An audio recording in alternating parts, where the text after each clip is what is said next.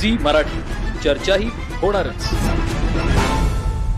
दिंडीचं आयोजन हे छोटं पाऊल असलं तरी समाजाच्या परिवर्तनासाठी मात्र मोठं पाऊल आहे. हा उद्देश लक्षात घेऊन गुरुकुल शिक्षण प्रणालीचे प्रणेते गुरुदेव श्री 108 समंत भद्रजी महाराज यांच्या 134व्या जन्मजयंतीनिमित्त श्री बाहुबली विद्यापीठ बाहुबली संचलित बालविकास व प्राथमिक विद्या मंदिर बाहुबली या प्रशालेची 13वी समाज प्रबोधन दिंडी बाहुबलीमध्ये बुधवारी 17 डिसेंबर 2025 रोजी मोठ्या उत्साहात पार पडली.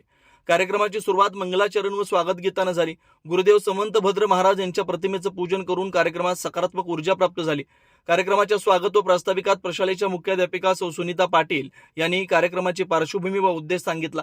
या कार्यक्रमासाठी प्रमुख अतिथी माननीय श्री अजित पाटील, सौ सुरेखा पाटील, श्री संदेश उपाध्ये, सौ अंजली उपाध्ये, श्री किरण समाजे, शालेय समितीचे अध्यक्ष श्री तात्या स्वाथने सर, सदस्य माननीय श्री रवींद्र खोत सर, राजकुमार चौगुले सर, दीपक मगदूम सर उपस्थित होते.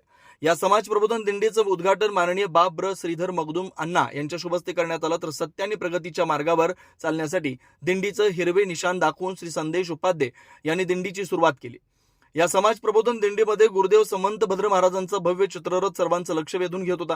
समाजातील बदलांसाठी प्रबोधनाची गरज आहे, यासाठी ओळख थोरांची, निसर्ग संवर्धन, अहिंसा रॅली, पंढरीचे वारकरी, संतांचा महिमा, ग्रामीण दर्शन अशा वेशभूषेत बालचोमनी जनजागृती केली.